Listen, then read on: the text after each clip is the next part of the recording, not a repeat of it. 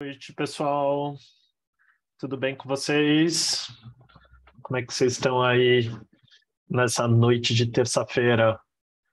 Animados para a gente conversar, continuar a nossa conversa sem fim sobre como nos tornar ainda mais ou melhorar nossa atuação como defensores populares do direito à moradia? Estou vendo aqui que já tem bastante gente. Vi aqui já me dando boa noite, Samar, Tati. Estou feliz de estar aqui com vocês de novo. Quinta-feira, Sara teve que segurar a barra, né? Que eu faltei. Aliás, Sara e Bárbara, brigadão por segurarem minha barra quinta-feira. Sabe como é, né, gente? A gente às vezes acaba fazendo umas besteiras. A gente vira adulto, mas a gente continua fazendo besteira, do tipo comer comida estragada, né? Eu sou aquela pessoa que não liga muito para a data de vencimento, e às vezes isso dá ruim, e deu.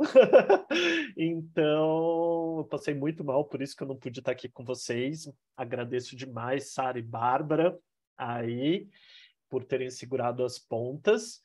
E aí queria até aproveitar para vocês saber se a aula de quinta foi bacana. O que vocês lembram? Coloca aqui no chat uma palavrinha que lembra da aula da Valéria e da Nete. Para quem não sabe, enquanto vocês estão escrevendo aí, Valéria, amigona minha, Valéria Pinheiro. Assim como Betânia, Valéria também foi minha chefinha, já trabalhei com ela. Na época eu era estagiário do Ceará Periferia, uma ONG lá de Fortaleza. Então, trabalhei com ela lá no Ceará Periferia e foi super bacana. Então, sei que a aula foi boa, que ela é muito boa. O que vocês lembram aí? Que palavra vem à cabeça? Integração com a turma e conhecimento. Boa, Jackson. O que mais que vocês lembram? Que palavras vocês lembram de conteúdo aí da aula da Valéria e da NET? Lembrando que tinha a ver com como a gente... Depoimento da NET foi forte, potente, bom. O que mais, gente, que vocês lembram? Experiência da NET foi legal. O que mais que vocês lembram, assim, que foi bacana? Conta aí para mim, se vocês pudessem contar em uma palavra como foi a aula, do conteúdo, o que vocês dizem para mim? Conta um pouquinho aqui no chat. Integração, força, resistência, experiências muito fortes. Bacana, gente. Bom saber que a aula foi incrível. A ideia é a gente, nesse curso, cada aula tentar superar a próxima, a anterior, desculpa, e a próxima, e a gente se supera de todo jeito, né? Retroativamente, para frentemente, a gente se supera de todo lado. Mas hoje a gente tem uma convidada aqui incrível com a gente. Gaia, muito obrigado por ter topado estar aqui com a gente. Vou dar só uns avisos aqui iniciais para a galera e já te apresento, e aí já passo a bola para você, tá bom? Bom, gente, lembrando dos nossos avisos de início de aula. Já faço aquela voz de radialista, porque é aquela coisa que a gente fala sempre, né? Lembrem de conferir o nome de usuário de vocês, tá? Lembrando que não precisa se preocupar com a lista de presença, porque a gente gera automaticamente a partir do Zoom. O que a gente precisa é que vocês confiram se o nome que está embaixo no quadradinho de vocês está o nome correto. É meio como quando a gente assinava a prova na época de colégio ou faculdade, tá? Se vocês não sabem como está o nome de usuário de vocês, clica no botão de participantes, isso vai abrir uma lista dos participantes, e um dos primeiros vai estar lá o nome do seu usuário, entre parênteses, eu, ou me, e aí você vê se o nome está correto. Se o nome estiver correto, beleza, não precisa fazer nada. Se o nome estiver errado, tiver, sei lá, Motorola 1234, tiver estrelinha doida, alguma coisa assim, você clica em cima do nome, tem as reticências, clica nas reticências, escolhe renomear e aí digita o nome correto, tá bom? Isso é bem importante para a gente contabilizar a presença de vocês, porque como vocês lembram, a gente tem aí o requisito de participação em 75% das aulas aqui com a gente para emissão do certificado, além de também fazer os desafios que a gente passar. Quinta-feira passaremos um primeiro desafio para vocês, tá?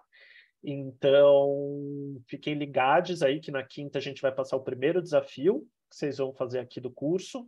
Então, tá em 75% das aulas, fazer os desafios que a gente lança e, no final, preencher uma avaliação de como vocês avaliam o nosso curso. para a gente poder corrigir o que está ruim, melhorar, ou manter o que está bom, o que está legal. É muito importante essa opinião de vocês, por isso que a avaliação é requisito para emissão do certificado. Belezinha? Então, esses são os avisos de início. Lembrando que a gente sempre grava a nossa aula, para a gente depois, para vocês poderem assistir depois, caso queiram assistir de novo, pegar alguma coisa que vocês perderam, tá bom? E aí a gente manda o link na semana seguinte para vocês, já dá aula no YouTube, para vocês poderem assistir. Lembrando que só vocês têm acesso a esse conteúdo, ela não... Aliás, eu não sei se está ficando disponível para todo mundo ou se só para vocês, mas eu acho que só para vocês, inicialmente. E conteúdo exclusivérrimo aqui. E aí vocês podem reassistir a aula. E também todo mundo pergunta, toda santa aula, se a apresentação vai estar disponível. E aí a gente vai depois conversar com a Gaia, ver se ela autoriza a gente a compartilhar com vocês. E aí, se estiver tudo bem, a gente compartilha na pasta da turma também, onde já tem toda a bibliografia, nosso documento orientador, etc. Beleza, galera? Estamos na mesma página aí? A gente... Boa. Vi que o Jackson fez assim, então estou achando que a Vox Populi Vox Dei, estou achando que a voz do Jackson é a voz do povo aí. Então, tá aí, Jackson, valeu, viu? E aí, lembrando mais um pequeno assunto que a gente tem hoje, último aviso, prometo, Gaia, mas é um aviso muito importante. A gente está na beirinha de uma das eleições mais importantes que a gente já teve no Brasil nessas últimas décadas. Então, vocês já decidiram aí em quem vocês vão votar? Não quero nem saber para o executivo. Não estou nem perguntando para o executivo. Eu quero saber do legislativo. Quem aí sabe que vai votar para deputado federal e deputado estadual? Conta aí no chat, quem sabe? Quero ver. Ó, Thaís vai votar na Adriana Jerônimo. Regina está falando que é resgate de nossa dignidade. Geilson sabe em quem vai votar. Thaís também. Júlia... Geilson falando também quem vai votar, Isabel, James. Poxa, legal, gente. Bom saber que vocês estão olhando aí já seus candidatos e candidatas, né? E candidates. Mas vocês já olharam se a colinha de vocês é composta só de homens brancos, héteros e cis? E muitas vezes ricos? Eu tenho visto muita colinha que a galera anda divulgando aí nas redes sociais e é basicamente um listão de homens brancos, cis, heterossexuais. Se a gente quer que o Brasil mude, a gente precisa mudar nosso legislativo. Então, a gente está com uma campanha no Instituto Polis, Vote Cidades Justas, e a gente está na retíssima final dessa campanha, que é para a gente incentivar que a gente eleja para os nossos espaços legislativos, aí Assembleia e Câmara Federal, mulheres negras, mulheres indígenas e pessoas trans, gente. Isso é condição essencial para a gente conseguir dar a cara para o legislativo e depois, a cara que é a cara do Brasil, e depois a gente conseguir mudar nossas políticas públicas e conseguir viver em cidades que são gostosas de viver, que respeitam nossos direitos. Então, fiquem atentos aí. Se vocês já definiram o voto de vocês, massa, mas dá uma revisada nessa colinha, vê se você está ali investindo nessa mudança real de Brasil, porque isso é muito importante, tá? E aí, quem não sabe em quem votar, recomendo a lista da Quilombo nos parlamentos, que foi preparada pela Coalizão Negra por Direitos, com uma seleção maravilhosa de deputados estaduais e deputadas federais também, maravilhosos, comprometidos com o movimento negro, com a pauta antirracista. Tem também a lista da bancada do COCAR, promovida pela APIB, com candidatos indígenas. Então, também vão atrás. Tudo isso vocês acham nas redes do Polis, viu, gente? Não estou dando nada difícil aqui. Se vocês quiserem, a gente até coloca o link depois aqui no chat para vocês também. Mas vão lá, deem uma olhada, porque candidata e candidate bom é o que não falta, tá? Falta a gente ter um voto que realmente mude as coisas, a nossa correlação de forças.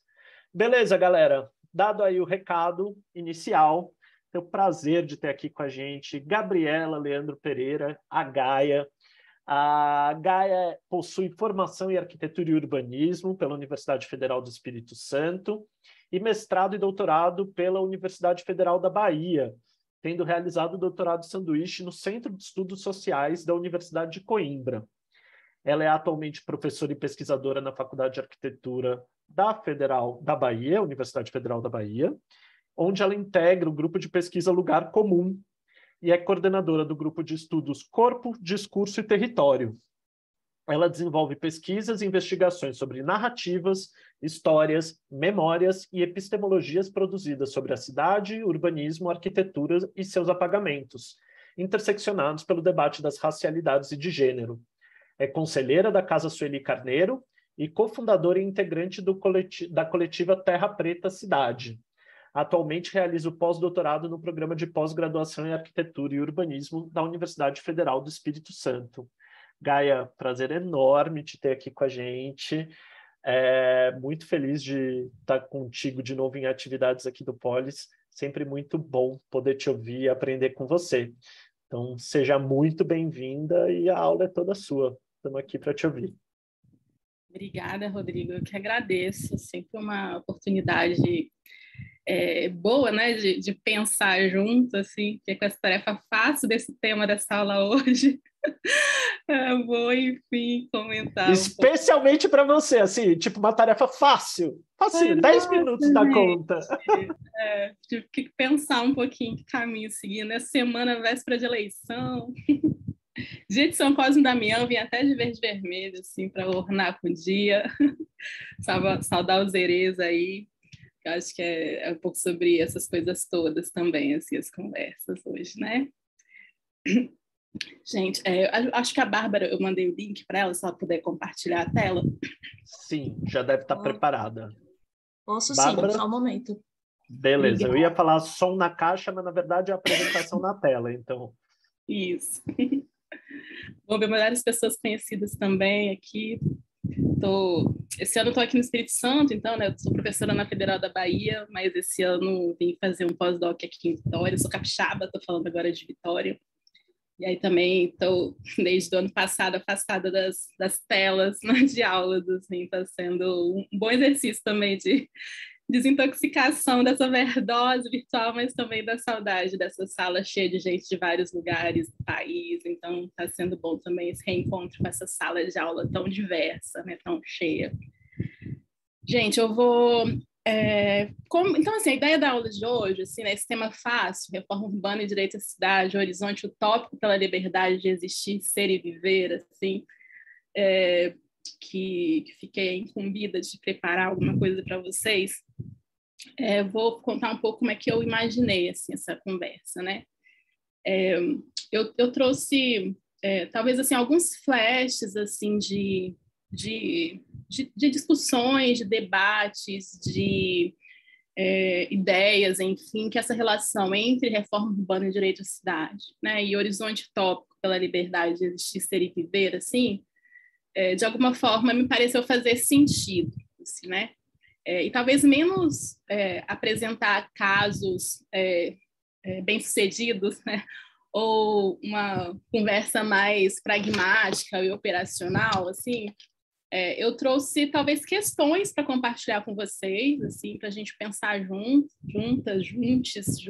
aí hoje, né? Como é que essas coisas podem estar correlacionadas, né? Reforma urbana, direito à cidade, esse horizonte tópico. Sou arquiteta urbanista, né, de formação e de trajetória, né, de mestrado, doutorado, aula de arquitetura e urbanismo, né, entre a história, a teoria e o planejamento, assim, fico transitando um pouco nesses vários lugares, na extensão como um lugar importante de prática. Pode passar, Bárbara, por favor. E também tenho essa atuação junto ao Conselho da Casa Sueli Carneiro, e também atuo na coletiva Terra Preta Cidade, né? Então, fico pensando como é que essas coisas todas um pouco também vão organizando os modos como a gente vai tratando os temas, que vai, enfim, colocando na roda questões. Então, resolvi fazer uma apresentação que dialoga um pouco com esses vários lugares, assim, né? Primeiro, eu acho que tem uma... eu acho que... Não sei se é a Bárbara que está compartilhando a tela, mas acho que é alguém que está compartilhando a tela. Gaia, eu acho que a gente vai trocar aqui de operadora da apresentação. Sara vai compartilhar, porque está dando algum probleminha, eu acho. Isso. Então, se Sara puder compartilhar, aqui a apresentação Compartilho. E aí, Bárbara, a gente troca de posto aqui. Tranquilo. Hoje. Sara, tempo que eu não vejo Sara também, depois das aulas online. Não é? Tô devendo uma ida, passar Quando eu vi seu nome, sobrenome, nossa, Sara, tempo que eu não vejo. Bom te ver aqui, Sara, te encontrar aqui. Então, vamos lá, quanto a Sara compartilha, né? Eu trouxe um pouco, então, acho que dos vários lugares que eu tenho, enfim, bebido um pouco, assim, para pensar essas questões, né? Isso, Rodrigo, chama atenção, essa aula que acontece nessa semana pré-eleição também, é uma semana, assim, ótima, com um tema, assim, facinho. E pensei também nas questões, obviamente, assim, que me atravessam, né, quando eu penso esses horizontes utópicos e liberdades relacionadas à cidade, né, é impossível não pensar isso a partir de um atravessamento racial, né, a partir de um atravessamento de gênero, né, seja porque experiencio a cidade desde esse lugar, seja porque minha trajetória também como pesquisadora tem sido pensar esse encontro, né, entre as questões da racialidade, de gênero, com as questões do campo de arquitetura e do urbanismo. Mas nesse horizonte utópico também, assim, de pensar as liberdades, outro lugar que tem também me tocado, alguns outros lugares que têm me tocado muito para pensar essas coisas em relação, tem a ver com as artes, tem a ver com pensar memórias, pensar arquivos, pensar disputas de narrativas, pensar como é que a gente coloca essas coisas em movimento para pleitear direitos, para, enfim, operar políticas, para inventar modos de vivermos juntas, juntos, de formas mais democráticas, né? Então, eu trouxe essa imagem aqui para abrir essa conversa hoje, né, um quadro, enfim, um conjunto de quadros, na verdade, do Sidney Amaral, né, que é um artista paulistano que faleceu precocemente. Esse quadro chama Incômodo.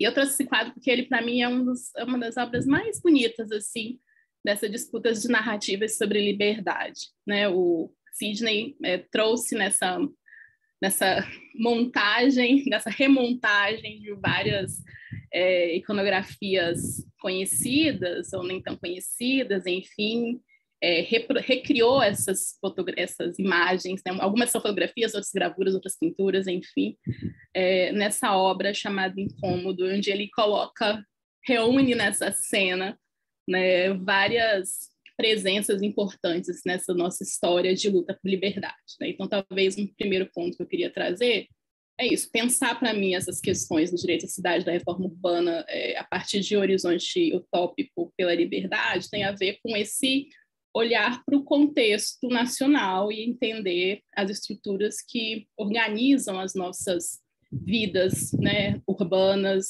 né, ou as terras, enfim, não necessariamente só nos grandes centros urbanos ou nos centros urbanos, mas como parte de um grande evento racial, né, inaugurado na modernidade pelo tráfico atlântico, né, e pelas vários modos de manutenção, né, dessas estruturas hierarquicamente constituídas a partir da desigualdade, né, enfim, de gênero, de classe, de raça.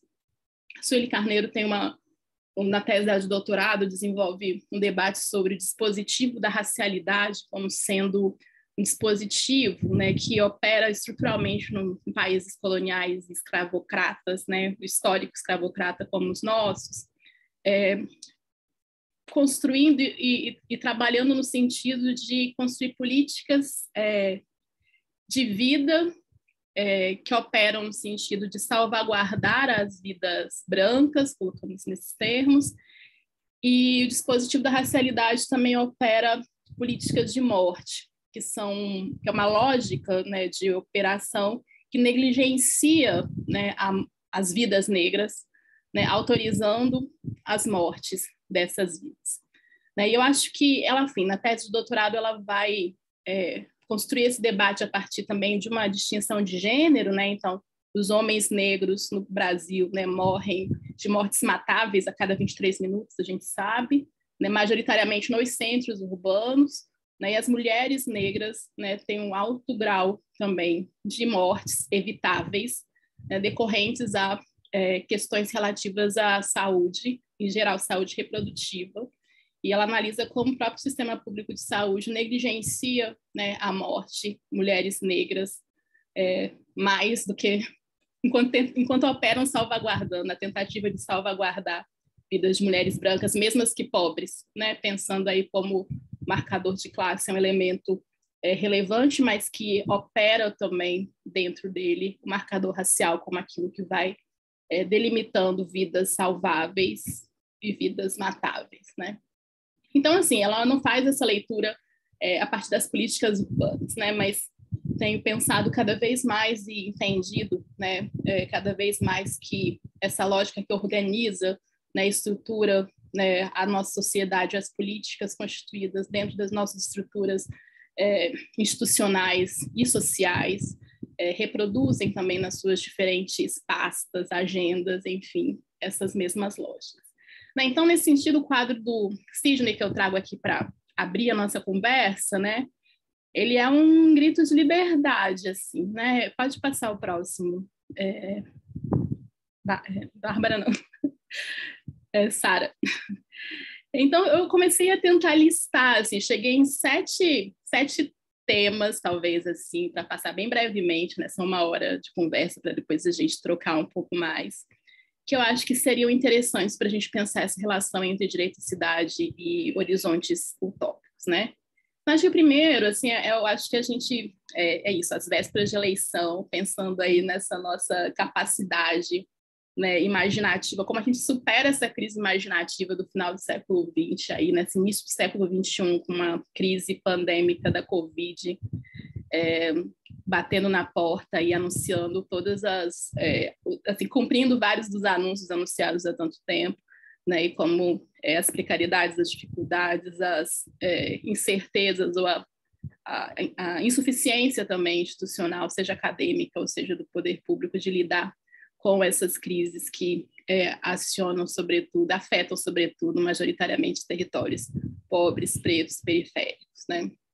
Então, eu fico pensando como é que, assim, da demanda do trabalho que a gente, enfim, tem, vocês têm, nós todos temos aqui, de construir mecanismos de conseguir imaginar esses sonhos de liberdade, né? Então, trazer o Sidney como esse disparador para pensar com vocês um pouco nesse sentido, assim, né? O sonho de liberdade que o Sidney constrói nessa imagem, para mim, alimenta pensar muitos dos desafios que foram historicamente construídos também nas nossas sociedades para a gente conseguir, de alguma forma, sonhar, né? Futuros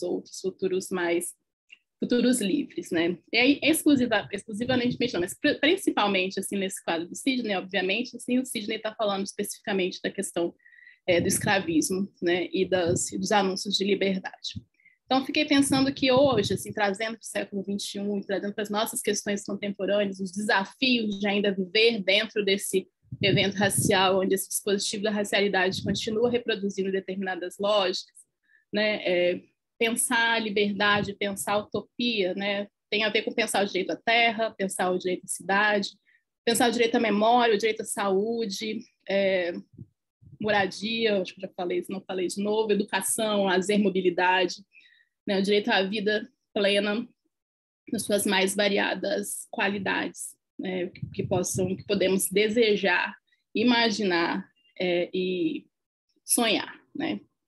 Então, ao mesmo tempo, pode passar o próximo.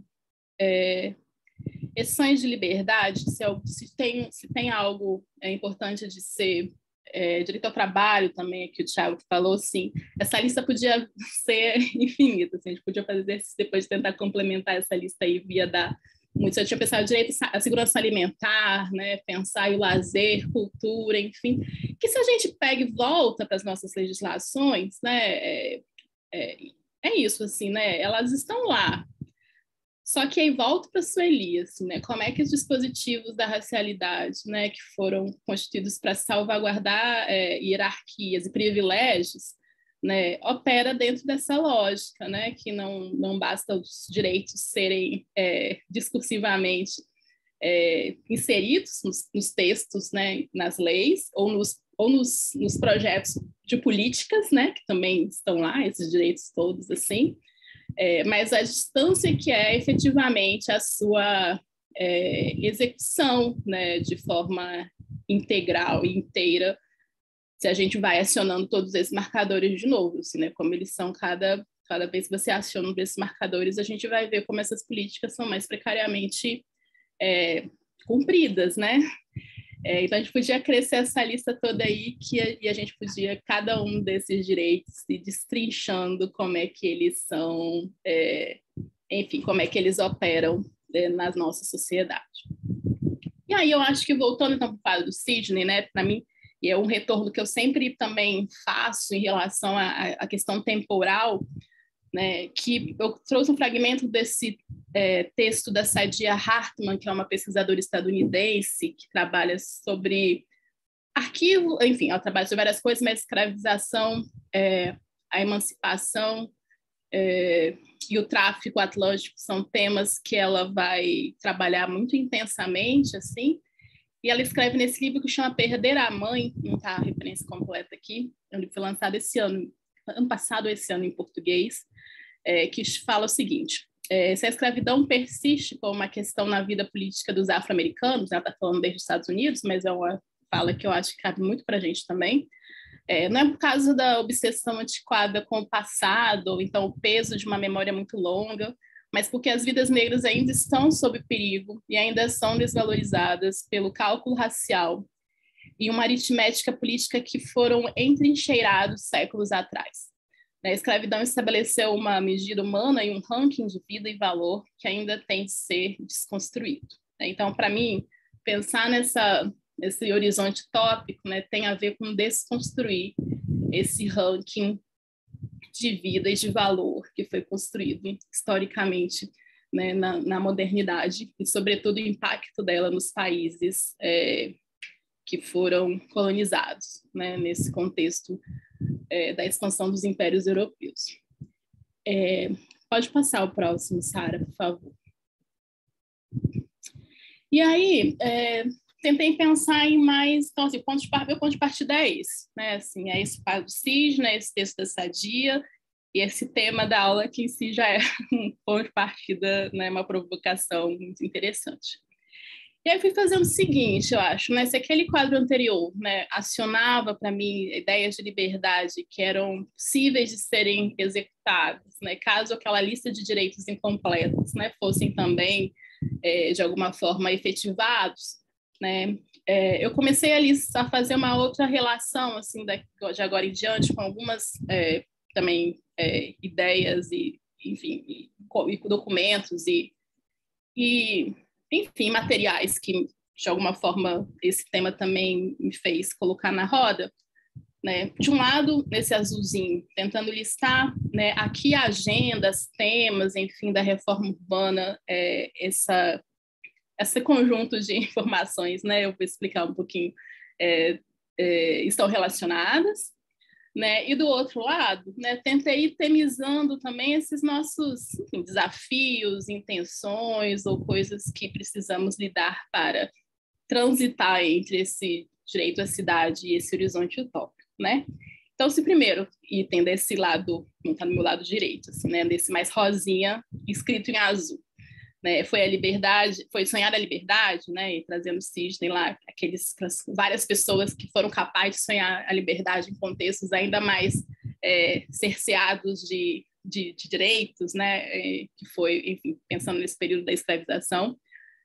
O segundo, pensando na fala da Saidiya Hartman, que eu falei anteriormente, teria a ver com reconhecer como a violência opera na estruturação das nossas cidades, né? Então, eu acho que é uma questão muito importante, aí trouxe a questão da Saidiya Hartman falando como que perdura no tempo, né, a violência racial, por isso, e ao mesmo tempo como ela foi estruturada muito antes, então por isso esse exercício dela de pesquisar a história, né, da escravização, do tráfico, porque algo que foi gestado antes e que continua alimentando e operando no presente, né, e trouxe também a Sueli Carneiro a partir da ideia do dispositivo da racialidade que salvaguarda determinadas vidas, negligencia a morte de outras, né? Então, esse segundo desafio, questão, enfrentamento tem a ver com isso. O terceiro, então, que eu trouxe agora, né, tem a ver do que eu chamei de interrogar os imaginários naturalizados, né? E aí trouxe 3 imagens aqui, uma capa do livro, né, do Graça Aranha, escritor, diplomata, pré-modernista brasileiro, chamado Canaã, que ele escreve em 1902, A segunda, uma publicação de 1910, de um enviado não do governo alemão, mas do governo alemão, vamos dizer assim, para visitar as colônias imigrantistas alemães na região serrana do Espírito Santo, as colônias evangélicas, sobretudo. Então, é uma vinda que acontece no início do século XX no Espírito Santo, vou falar um pouquinho melhor sobre isso. E a terceira imagem da Flores Bela Duarte dos Santos, nascida final da década do século XIX, sem muita precisão, uma mulher indígena da região serrana também do Espírito Santo, e minha bisavó. Eu vou falar como é que essas três coisas se relacionam nessa ideia de sonhar desses horizontes utópicos, né? O que essas três coisas, então, como é que essas três coisas se articulam com políticas de terras, políticas imigrantistas, ideologia racial, branqueamento, expulsão, migração e favelização? Pode passar para o próximo, Sara, que eu vou contando um pouco como é que eu fui estruturando esse pensamento. Eu peguei primeiro o Canaã, que é esse livro de literatura, enfim, pensando também como é que... Então, assim, dentro, assim... Pode voltar, deixa eu, antes de eu falar do Canaã. Por que eu considerei, né, conjunto dessas três imagens e três, enfim, livro, relatório e fotografia, como três peças que compõem esse terceiro desafio, enfim, que a gente teria, que era de interrogar os imaginários naturalizados. Né? Então, esse é um dos motivos também pelo que eu estou no Espírito Santo hoje, assim, eu vim fazer um pós-doutorado, tem a ver com essa história dessas três peças que estão aí, porque a gente tem no final do século XIX, pegando aí essa ideia, então, que a Sadia nos traz, né, de que essa estrutura racial, da violência racial que a gente, que convive, com qual convivemos nos dias de hoje, foi estruturada muito antes, né, e trazendo a Sueli também, falando como que esse dispositivo da racialidade opera, né? Pegando aí o quadro de Sidney, né? A gente tem aí, olhando para esse século XIX, um lugar muito chave para entender as questões que hoje, no século XXI, ainda enfrentamos como questões importantes para almejar, para chegar nessa almejada liberdade. Né? Uma delas tem a ver diretamente com as questões que afetam esse curso, óbvio, que são a questão das políticas de terra. Né? Então, em 1850, quando a lei de terras, né, é instaurada,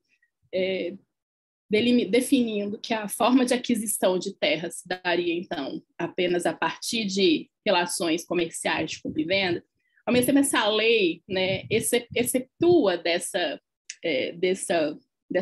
modo de acessar a terra, né, os imigrantes, né, já anunciando a intenção de uma imigração, de uma nova leva, né, de imigração europeia, não mais portuguesa, mas para ocupar essas terras que ficariam, então, terras devolutas ou terras ociosas, entre aspas, né, devido a essa política que estava sendo instaurada. E também como uma forma de construir uma dinâmica econômica, né, que é o segundo argumento econômico, né, de exportação, né, e de produção agrícola, que poderia reorganizar, né, uma dinâmica econômica no país. Mas o terceiro argumento, né, que não é tão explicitamente posto nas políticas imigrantistas imperiais, a gente está falando em 1850, 60, e vai se estender para o final do século XIX, né, início do século XX também, né? O Espírito Santo começa bem, em 1800, e final de 50 já está sendo estruturado, 60 já tem os grupos de imigrantes chegando na região, que coexiste também, que coexiste não, né? Que coexiste, não coexiste, coexiste, né, com todo um debate sobre o pensamento racial que está sendo construído. O pensamento racial já existia, estruturando várias dessas ações, mas enquanto um pensamento cientificamente respaldado. Né? Então, a gente vai ter várias teorias das ideologias da degenerescência racial, né, da poligenia, enfim, teorias que são construídas a partir do exterior, mas que são reelaboradas aqui no Brasil, né, com a finalidade, com o intuito, enfim, de dialogar com todas essas outras duas políticas anteriores de terras, a política imigrantista, né, que vislumbrava, né, se a gente está falando desses horizontes utópicos de liberdade de hoje, né, neste momento, o horizonte utópico de futuro imaginado por essa elite econômica, científica e cultural, vou botar o Graçaranha nessa mesma roda, né, era do branqueamento de um país, né, do país Brasil, a médio e longo prazo. Né? Então, quando eu pego essas 3 peças, assim, o livro do Graça Aranha, Canaã é um lugar, né, no qual ele, enfim, toda a história se desenrola, que é na região serrana aqui do Espírito Santo. A segunda publicação, né, Viagem às Colônias Alemãs no Espírito Santo, também é uma viagem a essa mesma região, realizada 8 anos depois, publicada 8 anos depois, mas realizada ali muito paralelo à publicação do livro do Graça Aranha, que foi em 1902, né? E a terceira imagem, que é a Florisbela Duarte dos Santos, uma mulher indígena, que é minha avó, minha bisavó, que nasceu também nessa mesma região, né?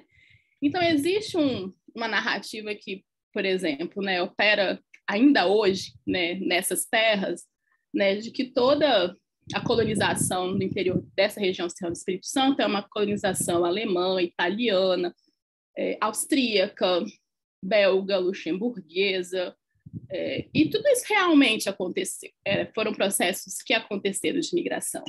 Mas foram processos de migração que coexistiram, primeiro, né, com a presença dos povos originários, que ainda não tinham sido totalmente, apesar de muito violentamente dizimados, né, ainda coexistiam nesse território. Né? Em 1850, 60, quando as políticas imigrantistas estavam sendo gestadas, a gente ainda estava vivendo sob o regime da escravidão.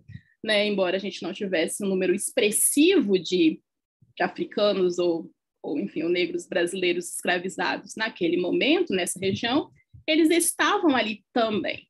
Né? Só que aí quando eu coloco essa terceira chave aí do nosso lado, do meu lado direito, interrogar os imaginários naturalizados, né, que pensar, né, ousar pensar ideias de liberdade dentro dessa estrutura racializada que organiza as nossas ideias e as nossas cidades, significa desconfiar das histórias naturalizadas. Né? Então, quando eu descobri muito recentemente, assim, né, que o meu avô, que é um homem negro, né, e eu conheço ele é vivo, ele fez 101 anos hoje. Hoje não, em agosto. Ele fez 101 anos e ainda é vivo.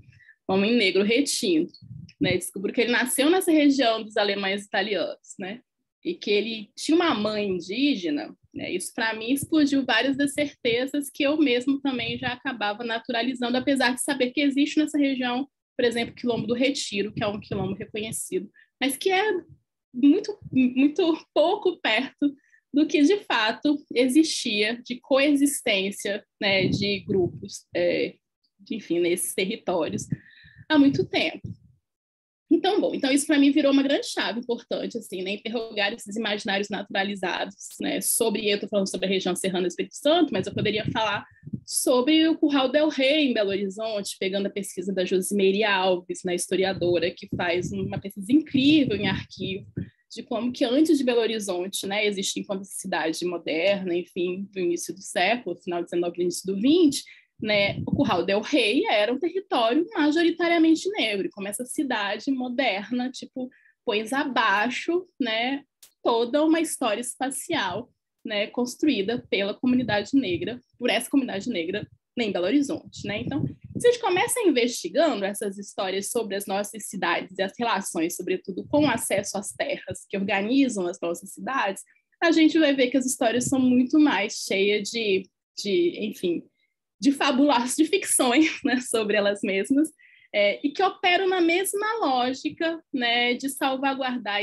histórias que privilegiam determinados grupos e operam no sentido de apagar determinadas outras presenças, modos de organizar e de relações, né, com estes territórios, com essas terras, com essas vidas que não são construídas, não foram imaginadas dentro desse dispositivo da racialidade para serem, enfim, privilegiadas nessas relações.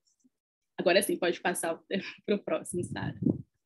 Então, eu trouxe alguns fragmentos para vocês entenderem um pouco, né, sobre o que eu estou falando, por exemplo, quando eu trago... e por que, assim, a literatura, né? Então, assim, fui entendendo também que escavar essas questões, né, esses temas na cidade, né, para pensar e reivindicar direitos da cidade, né, pressupõe também que a gente manuseie, né, enfim, mobilize, né, documentos, fontes, enfim, peças, arquivos, enfim, de diferentes naturezas, né?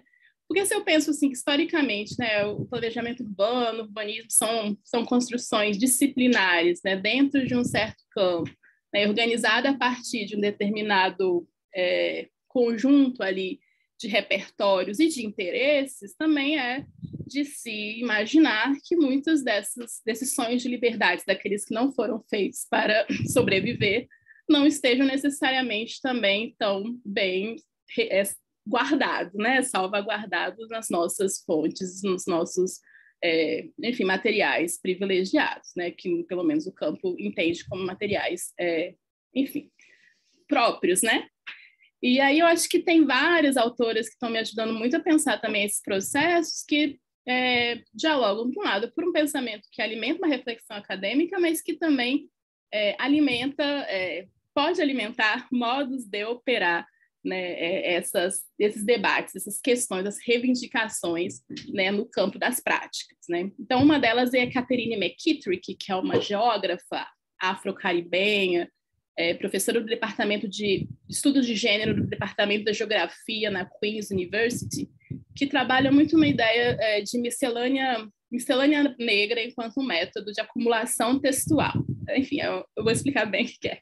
É que a importância e a relevância de mobilizar materiais, documentos, fontes, enfim, de diferentes naturezas, se a gente tem como intenção, né, burlar, ou superar, ou contra-argumentar, enfim, uma certa naturalização, né, enfim, do lugar das coisas, né, enfim, que nem eu comentei agora, de campos específicos, porque quando a gente mobiliza vários outros campos, vários outros documentos, várias outras naturezas de informações, da oralidade ao serviço em arquivo, às políticas urbanas, às políticas públicas, à literatura, aos álbuns de família, a gente vai ter ali um conjunto de coisas sendo reveladas, sendo também descobertas quando colocadas em relação, que campos específicos ou grupos específicos de documentos ou de conteúdos poderiam não dar conta de trabalhar no sentido de ter informações suficientes para serem contestadas, já que seus próprios campos trabalham dentro de uma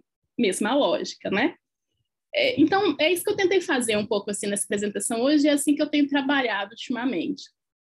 Então, quando eu elenco o Graça Aranha, por exemplo, né, que é esse escritor que tem um livro de ficção chamado Canaã, é assustador quando você vai ler nesse contexto do final do 19 início do 20 que eu estou trazendo, e, sobretudo, olhando para os sujeitos que estão nesses territórios e que são invisibilizados, né? Seja pela história, seja pelas políticas, seja pela sociedade.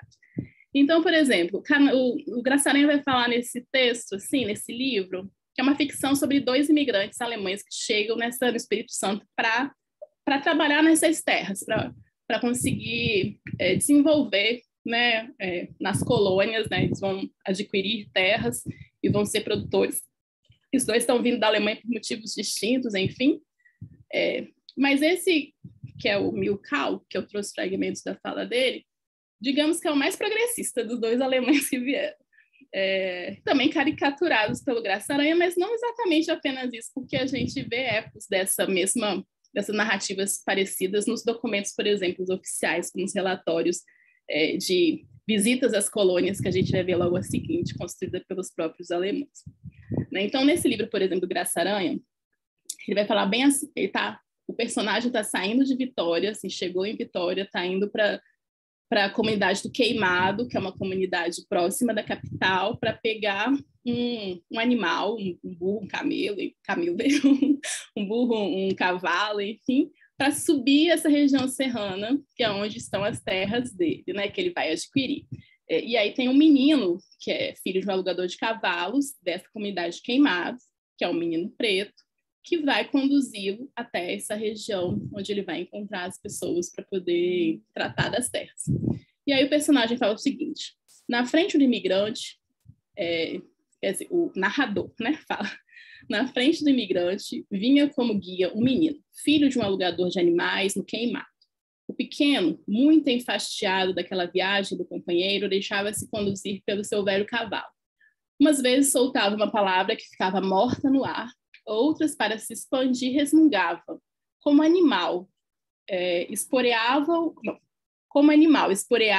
e o fazia galopar descompassado e arquejante. Milkau, nesses momentos, atentava no menino e se compungia diante da trêfega e ossuda criança que era esse rebento fanado de uma raça que se ia extinguindo na dor surda e inconsistente das espécies que nunca chegarão a uma florescência superior e uma plena expansão da individualidade.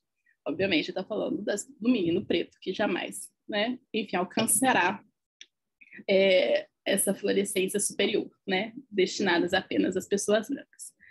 Em outro trecho, ele fala assim: o problema social para o progresso de uma região como o Brasil está na substituição de uma raça híbrida, como a dos mulatos, por europeus.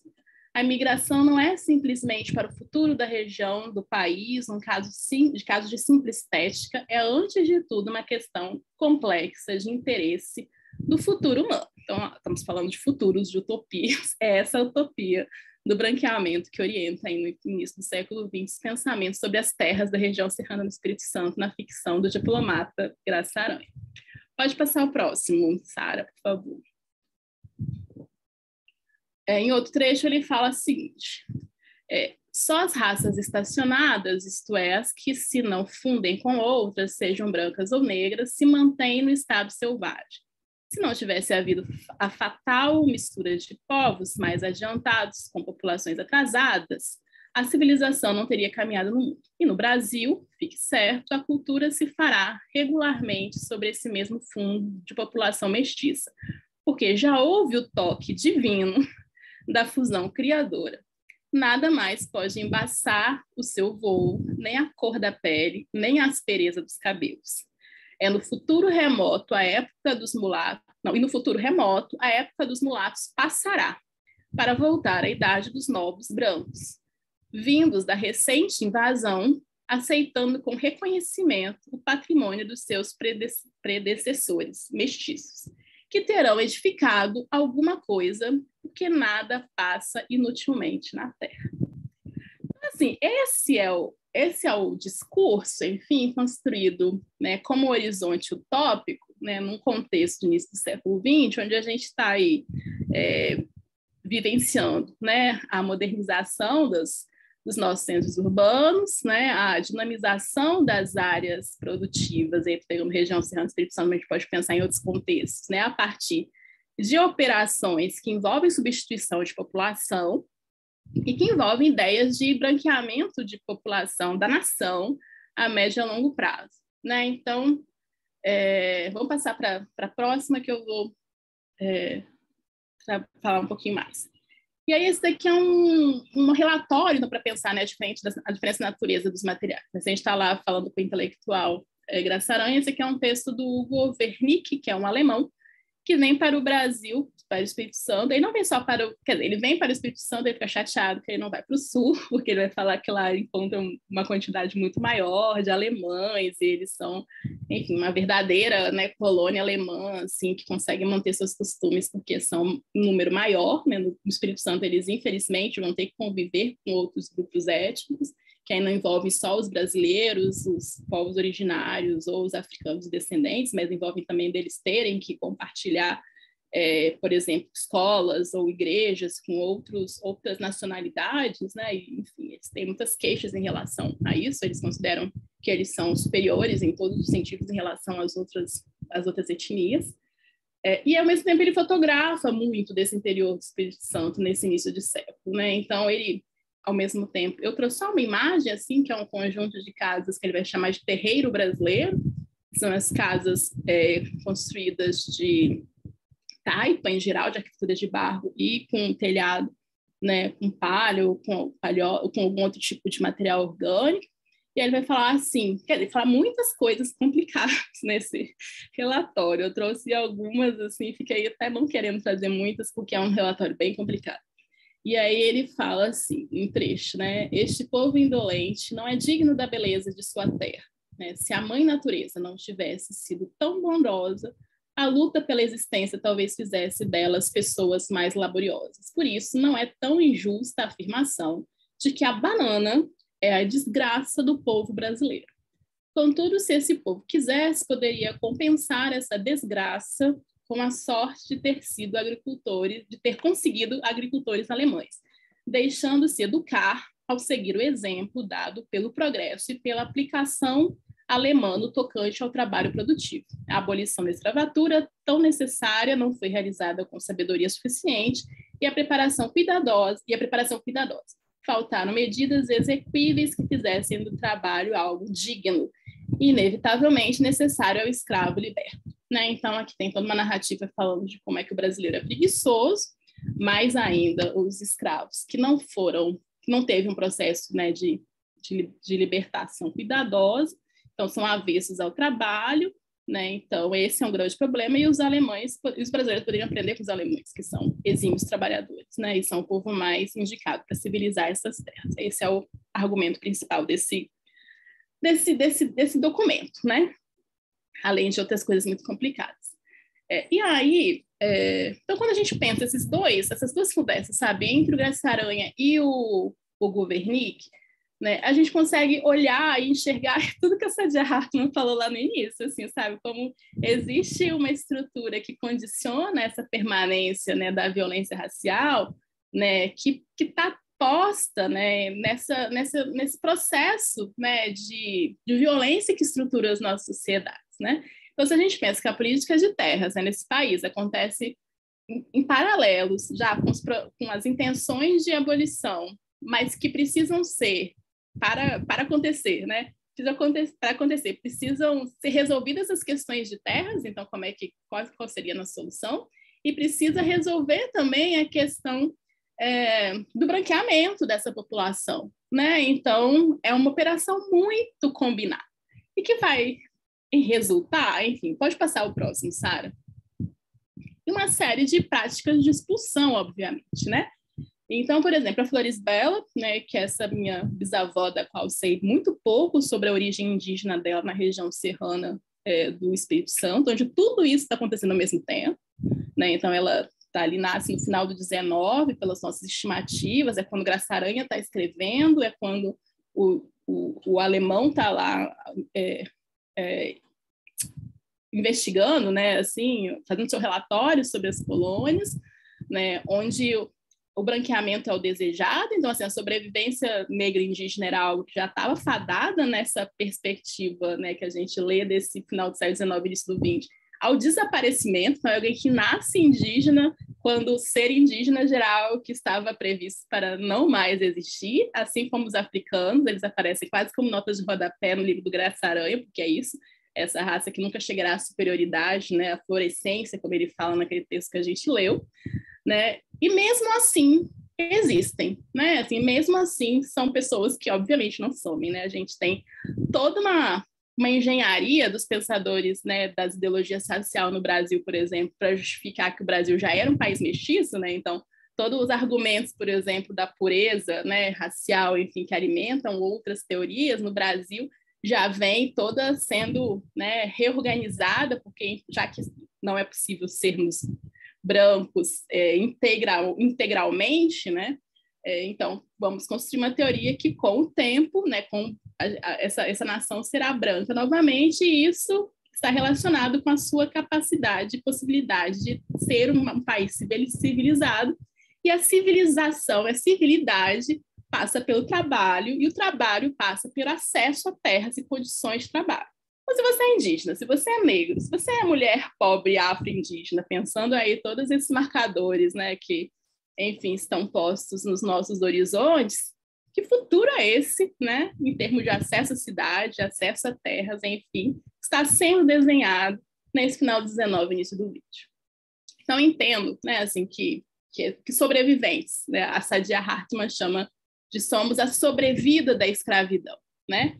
Então, assim, se o Sidney desenhou lá naquele primeiro quadro que a gente viu, né, assim, organizou todo mundo, juntou todo mundo ali, são os idealizadores, né, os sonhos de liberdade, são a conquista da liberdade, né, postas ali todas juntas.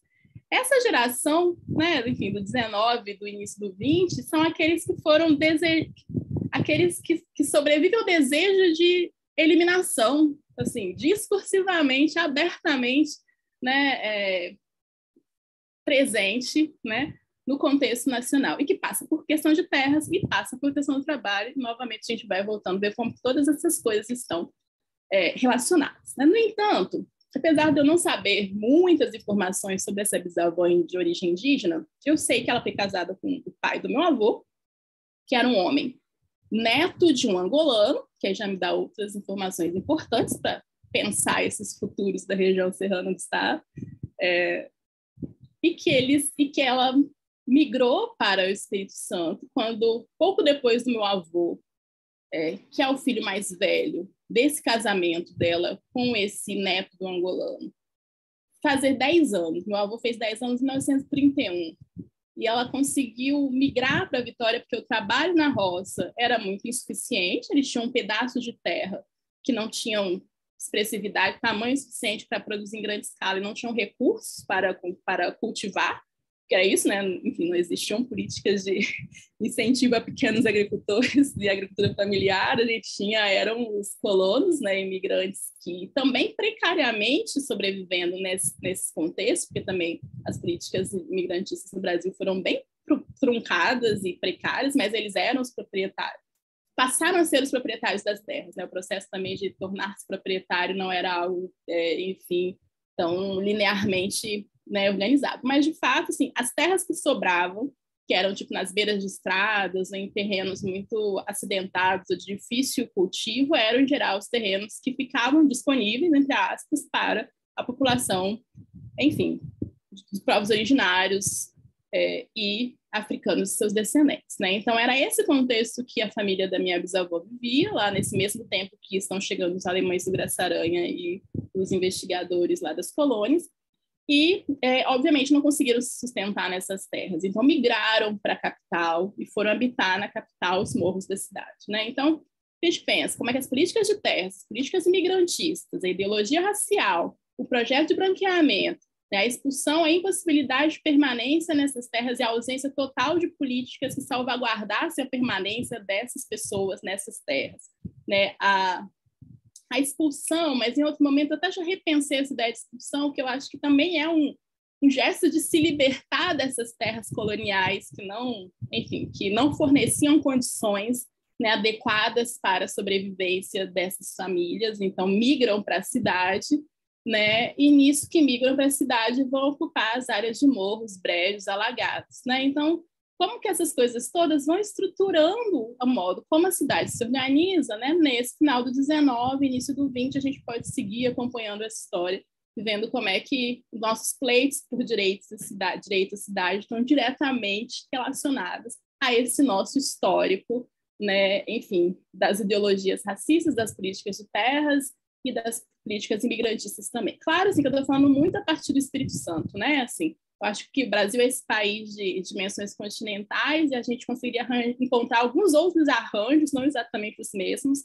mas, sem dúvida nenhuma, né, como que a articulação entre terras, ideologia racial, né, e fluxos migratórios, né, vão estar envolvidos, né, em arranjos diversos que vão impactar e vão, de alguma forma, organizar a forma como as nossas cidades se estruturam. Pode passar o próximo, Sara. E aí, então... não, volta mais um.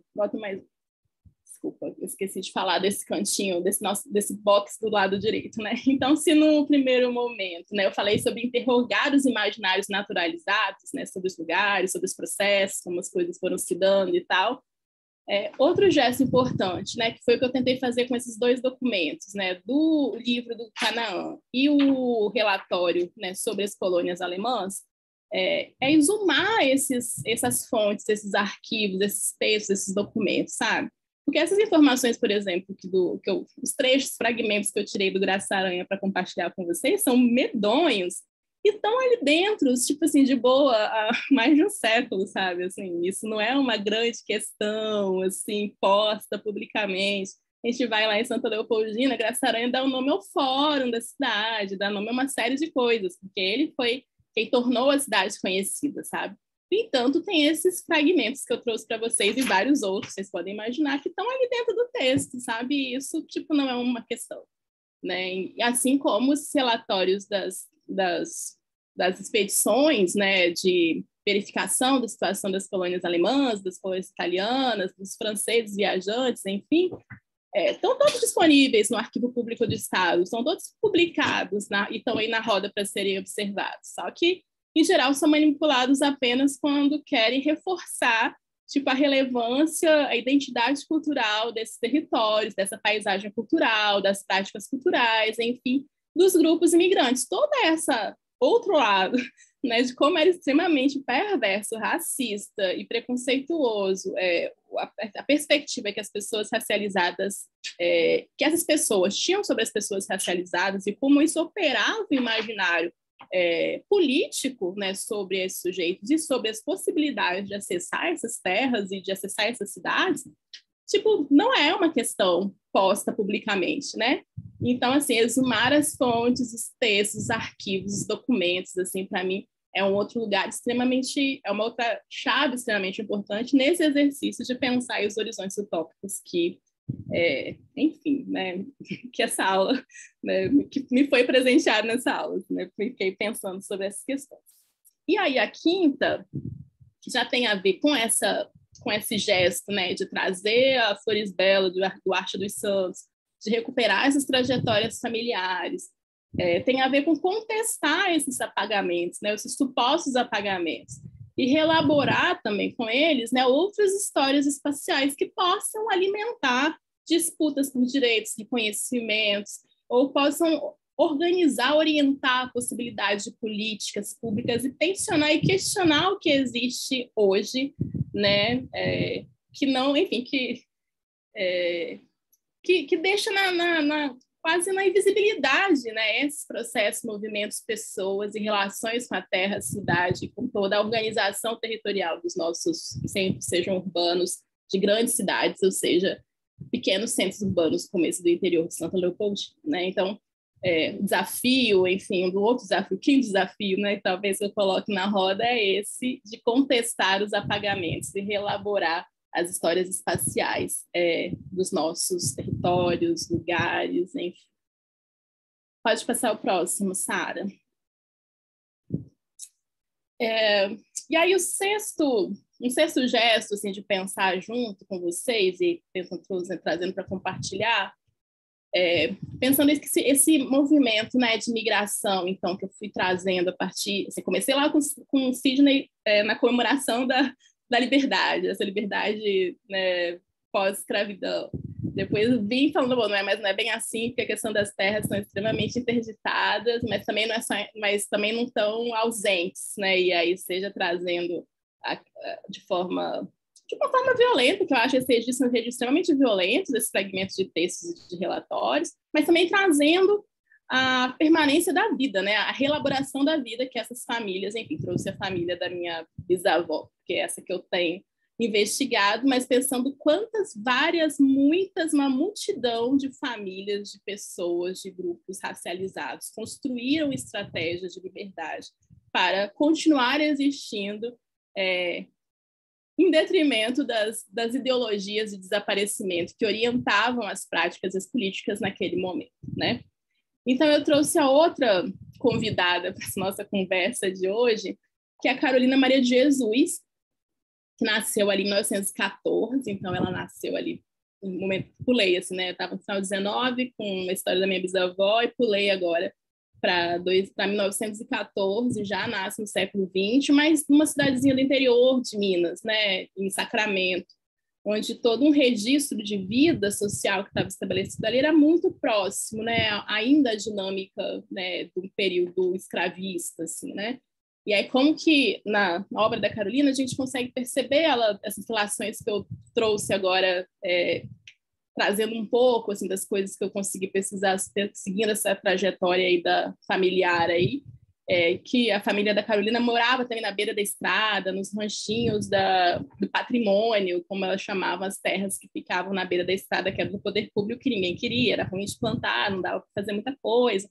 E como é que foi que ela foi se deslocando por várias cidades do interior até chegar em São Paulo, que era esse lugar que ela imaginou, né, que encontraria, então, nessa cidade em franco processo de urbanização e industrialização, onde até os pobres teriam um lugar para morar, né? Então, se no arranjo lá da trajetória da família da minha bisavó, né, eu fui falando da migração, do branqueamento, da política de terras e tal, a gente já vê que essas coisas reaparecem aqui no século XX, né? A Carolina está aí, tipo, chegando em São Paulo nas primeiras décadas do século XX, ainda antes ali da metade do século, mas também passando por processo de migração, e aí indo morar, então depois de várias cidades, indo morar em São Paulo, tentando assentar um lugar aí para morar em São Paulo, entre casa de família, vai acabar morando no Cortiço. São Paulo está passando um processo de requalificação das áreas, assim, não exatamente nesses termos, né, mas como eu estou chamando, assim,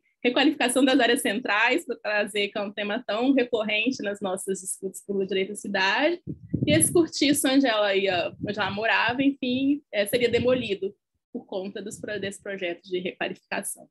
E aí, como é que, então, ela vai, através do poder público, que resolve a situação da demolição do cortiço, levando os recém, né, sem teto, que ficariam sem teto, né, num caminhão para essa área nas margens do rio Tietê, né? Carolina Maria de Jesus, imagino que todo mundo conheça, uma escritora, né, que em 1960 lançou um livro chamado Quarto de Despejo.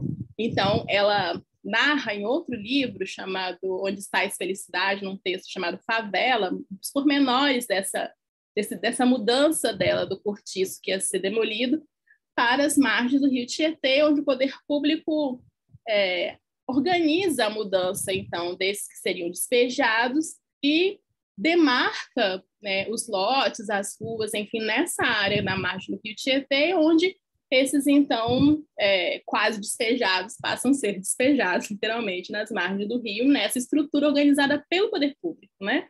Então, a gente tem a mesma lógica, a migração, tentar, só que ela tenta estabelecer, não nos morros, né, a família da minha avó, né, aqui em Vitória, ela tenta estabelecer no cortiço, nas áreas centrais, né, tem um projeto de requalificação, ela, então, é deslocada para a margem do rio Tietê, uma operação organizada pelo poder público, e essa área inunda, né? É uma área na margem do rio, uma área que já tinha previsto vários projetos de retificação desse rio desde o final do 19, que isso é um tema recorrente, e essa obra de infraestrutura, então, para também usar termos muito comuns, né, nos nossos embates contemporâneos, vai ser um dos motes para que essa favela do Canindé, então, onde ela morou durante alguns anos, junto com todos os outros favelados, fosse removida, fosse desfavelado, né, que era o termo usado em 61, e isso acontece depois que a Carolina ficou famosa com o livro Quarto de Despejo. Né? Então, né, a gente tem uma operação aí em uma terra que estava especulando as margens do rio, né, estava aguardando condições de ser incorporada pelo mercado, isso dependia da obra de retificação do rio, né? Enquanto essa obra não acontece, os ex-despejados, né, que viram favelados nessa operação poderiam morar ali, até que isso não é mais interessante, porque vai acontecer uma obra e eles são desfavelados. Né? E aí, pode passar a próxima foto, Sara, por favor, próximo slide. Essas são algumas imagens do documento que a Prefeitura de São Paulo publica, chamado Desfavelamento do Canindé, em 1961, né? E pode passar a próxima também, Sara. E tentei mapear na minha tese de doutorado para onde foram essas famílias a partir desse relatório. A gente vê que elas são pulverizadas, né? Então a gente não tem uma ação, né, conjunta, assim, enfim. É um texto também bem complicado esse do desfavelamento. Assim, resumindo, a maior parte da culpa é dos nordestinos que migram para São Paulo, né? Então, obviamente, até hoje isso é uma política, né? Uma política, não sei, uma ação, assim, oferecer passagem de volta para os lugares de origem, né? E depois, mas tinha uma série de opções que esse plano oferecia, assim, um recurso para reforma de uma casa, se a pessoa tivesse uma casa, um recurso com aluguel social, tinham várias opções, assim, de contrapartida, né? Enfim, de mitigação dessa ação de desfavelamento, né? Mas é isso, as pessoas são todas, né, espalhadas pela cidade, assim, como um ato também a gente pode ler isso de várias formas, né, assim, dessa limpeza, né, étnica, ou de tirar essa favela de uma área que vai ser, que pretende ser, né, devolvida ao mercado imobiliário, né, a área onde depois vai ser construída o estádio da Portuguesa, né? A gente pode falar, então, pensando, né, nessa nossa agenda do direito à cidade. Então, eu te falei da migração, da requalificação de áreas centrais, do processo de favelização, mas como é que isso veio no caso da favela do Canindé, pela uma própria resposta do poder público, resposta precária numa área que alagava e que já ia ser alvo de uma obra de infraestrutura posteriormente, uma área que estava ali como reserva de terras, uma área que estava ali especulando, né, uma obra que vai ser afetada uma área que vai ser afetada por obras de infraestrutura, né, um projeto de desfavelamento, né, assim, que era nomeado esse procedimento de remoção, né? Num momento onde estava-se um debate sobre possíveis políticas habitacionais, a Carolina tem outro livro chamado Casa de Alvenaria, onde isso aparece um pouco, mas a gente também pode pensar isso como um processo de branqueamento, tal qual a gente pode pensar no processo de branqueamento lá na região serrana, onde a minha bisavó também veio, né? E também no início de um processo de periferização, pensando aí que essas famílias são distribuídas para uma periferia ainda não tão adensada e com menos ainda infraestrutura, né? Lá em 1961. Que eu acho que esse é um outro dado também que eu não comentei quando eu falei da trajetória da minha avó. Os lugares onde ela vai morar, da minha bisavó, né? São ou é o morro, né? Uma opção, e depois foi a segunda opção. A primeira opção, ela é para uma área de expansão da cidade, né? Que era uma área alagada, uma área de charco, onde a infraestrutura urbana ainda não chegou, né? Então são movimentos bem parecidos, assim, né? Em termos de como é que vai ser a inserção desses que não foram feitos para sobreviver, foram feitos para desaparecer, né? A partir dos nossos interlocutores intelectuais e homens das letras e das leis das ciências do final do XIX, né, que lugares são esses que as pessoas vão ocupar na cidade, né? Então, ou os lugares que estão para serem, né, desmontados, que nem os cortiços, estão sujeitos às ações, né, de desmonte, né, de remoção, ou sujeito a inundações, ou que alguém comentou aqui no chat sobre racismo ambiental, é uma palavra que me veio e me fugiu na hora de colocar aqui, mas era uma das palavras que eu queria ter colocado ali também. Né, e como isso tudo está operando, então, né, não estou mais no século XIX, né, comecei lá no século XIX, início do XX, agora já estou aqui na década de 60 falando desse processo a partir da Carolina, né? Então, eu acho que se nessa nosso box de questões do lado direito, né, eu tinha falado, né, no slide antes de chegar na Carolina, né, dessa necessidade de contestar os apagamentos e reelaborar histórias espaciais, né, aqui na Carolina me veio a ideia de pensar em criar novos lugares de existência, né? Que a Carolina, eu acho que tem uma coisa muito sensacional assim da ação dela assim nesse mundo, que foi também nunca se conformar com os lugares que estavam sendo destinados para ela, né? Que pensava assim enquanto destinados para ela. Então ela estava lá no interior, lá de Sacramento, mas não queria ficar na cidade, queria voltar para a área rural, achava que a área rural era melhor, junto com a mãe dela. Depois leva vários calotes nas áreas rurais de não terem recebido pagamento, de não terem, enfim, podido ter acesso à produção. Depois vai migrando para vários outros trabalhos no interior, né, e tem esse sonho de São Paulo, né, começa a sucursal do céu, como ela chamava, e acaba encontrando o quarto de despejo. Né? Mas depois ela tenta para a casa de alvenaria, no final ela acaba no sítio em Parelheiros.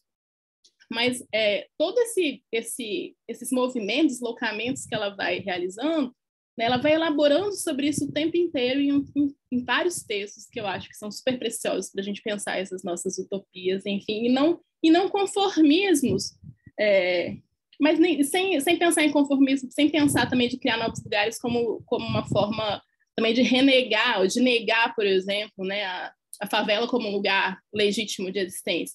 Porque não é, assim, eu acho que uma coisa legal da Carolina é que ela demonstra como a favela do Canindé foi forjada, né? Se a gente vai em outros processos de constituição, né, de comunidade, a partir de outras relações, que não exatamente essa de ser um espaço forjado pela municipalidade, enfim, pelo poder público, a gente vai ver também como existe uma diversidade de processos de constituição, né, de territórios, enfim, de favelas, de comunidades ou de quebradas, que não necessariamente são esses apenas, né, impositivos pelo poder público, né, e com as suas várias outras complexidades que vão se agravando, né, vão ganhando tamanhos maiores, né, com o adensamento das cidades ao longo do século XX e início do XXI.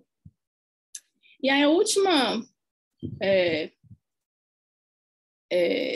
enfim, a última chave aí que eu quero compartilhar com vocês dessas reflexões.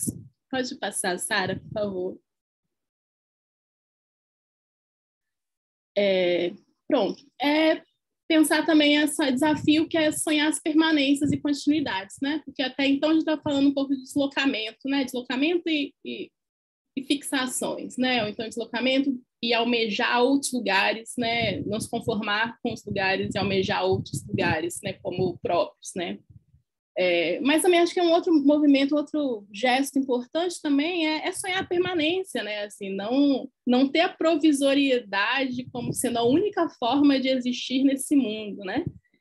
Pensando novamente, né? A partir dos grupos, enfim, racializados, generificados, ou pensando também os atravessamentos de classe, atravessamentos LGBTQIA+, a gente sabe a dificuldade de permanência para vários grupos nas nossas cidades, né? Então, pensar e sonhar as permanências e continuidades também como um grande desafio, quase talvez maior, assim, do que alguns desses outros, assim, diante de processos tão violentos de especulação, de gentrificação e tal.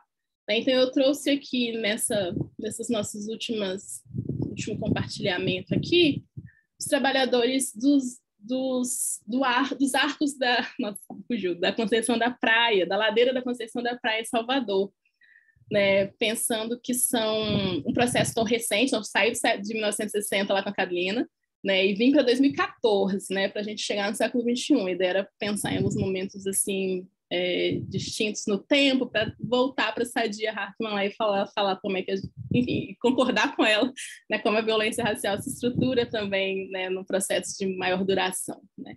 Então a gente tem aqui no caso da Ladeira da Conceição um caso bem interessante, importante, mas também de atenção, eu acho, porque são processos que isso, acho que a luta por permanência e continuidade é algo tão complexo e precário, né? Com estruturas tão contra, né? Os grupos racializados que habitam nossas cidades, né? Então, a ladeira, gente, é uma ladeira que existe desde o século XVI, é uma das ladeiras que foi construída para a conexão de Salvador, da Cidade Alta, com a Cidade Baixa, né? Só que no século XIX, para a gente ver a ideia novamente da da duração, né, desses processos que a Saidia falou lá no segundo slide. Só que no final, na metade do XIX, por conta das obras de infraestrutura urbana, eu vou voltar, porque as obras de infraestrutura urbana são importantes, são lugares de atenção muito importantes, né? Foi construída a ladeira de cima, né? Assim, a gente está vendo os arcos aqui nessa imagem, a gente tem a rua, né? E o que arremata os arcos em cima é uma outra ladeira, é a ladeira da montanha. Ela não existia, né? Ela foi um solo criado, ela foi criada no século XIX, né? Como um segundo andar dessa ladeira, que é essa rua que a gente está vendo aqui, que já existia. O que acontecia? Nessa ladeira que já existia no século XIX, existiam alguns casebres, e é uma ladeira importante de conexão com a Cidade Alta e Cidade Baixa, né? No final do XIX, na verdade não, desde antes, assim, desde há muitos, assim, essa ladeira importante, né, também abrigava, né, alguns trabalhadores que passam, sobretudo no século XIX, a ser fundamental, né, para a cidade, para as dinâmicas urbanas, né? Então, ferreiro, serralheiro, alfaiate, sapateiro. Então, essas pessoas, esses trabalhadores, essas oficinas, já existiam nessa rua. Só que esses ofícios também são ofícios que são vinculados, né, a trabalhos permitidos a serem realizados por pessoas escravizadas ou negras libertas. Não eram todos os trabalhos que eram possíveis de serem realizados por essas pessoas no final do XIX, né? Aí, acaba do XIX e início do XX, né, esses mesmos ofícios, ao longo do século XX, acabam também perdendo a centralidade que eles tinham com o nosso próprio processo de desenvolvimento industrial que a gente vai acompanhar, né?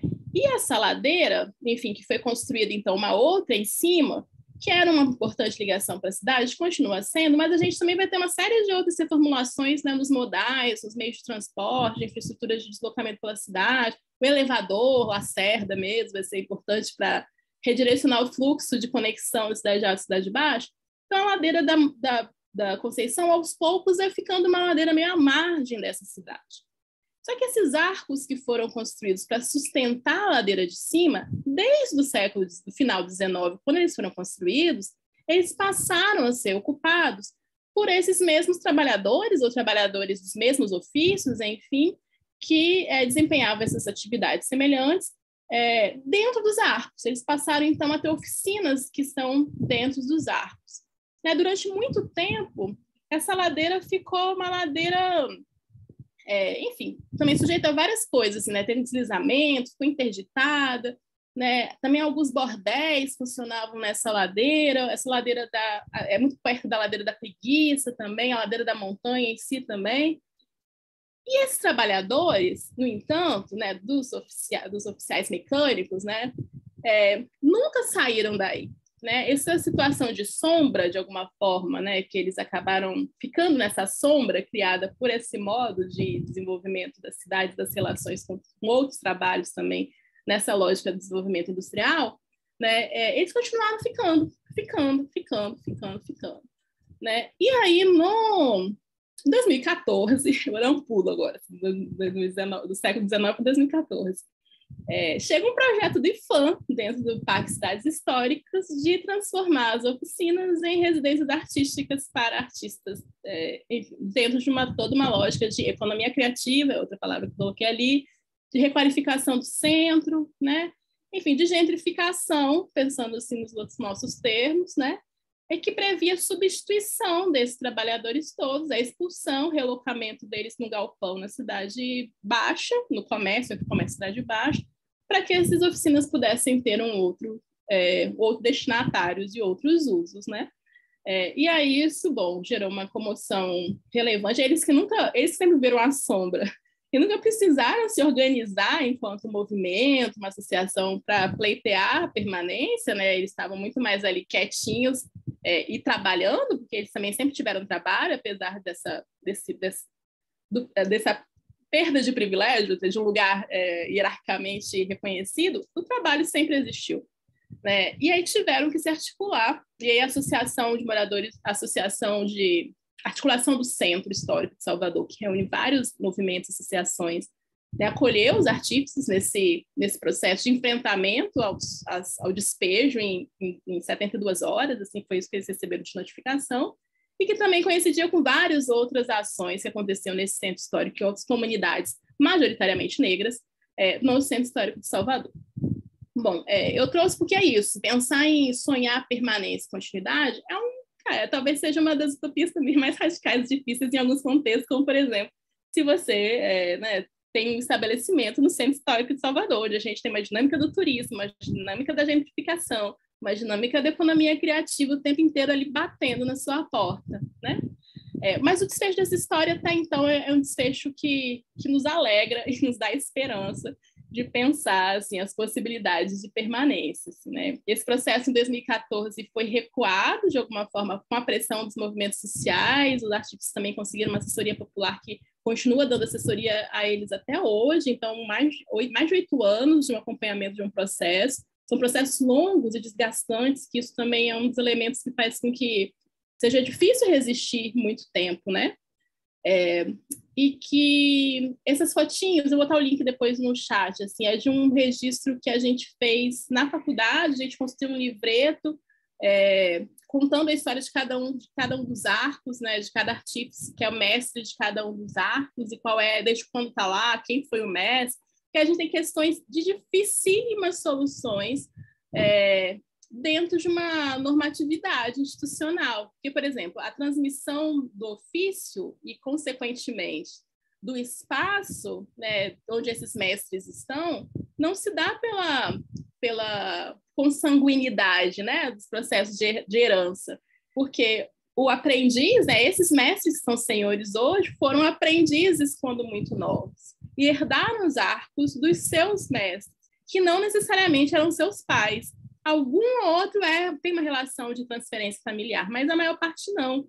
E aí, como é que se resolve isso dentro, né, de toda uma lógica de heranças, né, de transmissão desse bem para após o falecimento do proprietário, né, para os seus herdeiros? Né? É uma lógica que não é a lógica usual. E isso transforma, enfim, o caso de reivindicar a regularização, por exemplo.